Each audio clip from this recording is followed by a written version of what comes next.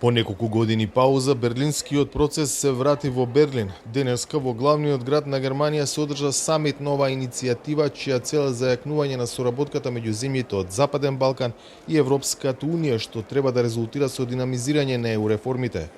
Пораката која беше пратена од Берлин е дека регионот, особено по руската агресија врз Украина, припаѓа во Унијата, но и дека регионот мора да ги надмине меѓусебните конфликти. Како пример беше спомената Северна Македонија и решавањето на ситуацијата со Бугарија преку францускиот предлог.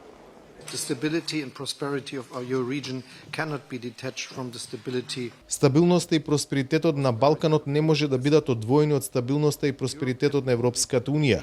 Европа може да биде комплетна само ако Западен Балкан биде дел од неа. Вие, 6 земји од Западен Балкан, припаѓате на демократскиот и слободниот дел од Европа. Вашето пристапување кон Унијата е од наш интерес.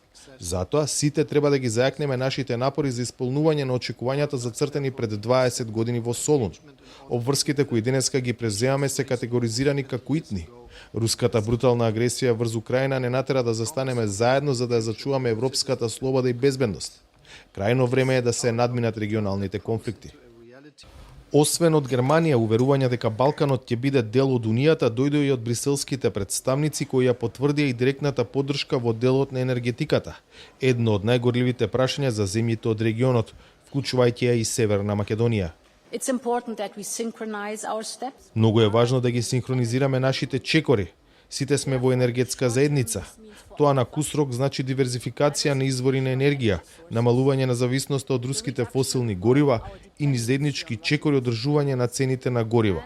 Јасно ни е дека оваа криза бара вонредни мерки и затоа најавувам дека Европската комисија ќе поднесе енергетски пакет од 1 милиарда евра грантови за Западен Балкан, од кои 500 милиони ситни грантови, а останатите половина милиарда ќе бидат наменети за инвестиции во енергетика. Западно-балканските лидери, меѓу кои македонскиот премиер Ковачевски, денеска во Берлин во присуство на врвот на Унијата и Европската комисија, потпишаат 3 договори за мобилност кои меѓу другото предвидуваат движење на граѓаните со лични карти меѓу земјите во регионот.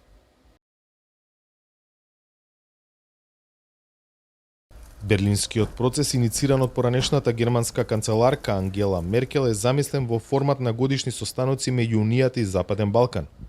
Првата таква средба се случи во 2014-та, токму во Берлин. По 8 години процесот дојде назад во Берлин. За Гласот на Америка, од Скопје, Владимир Мирчевски.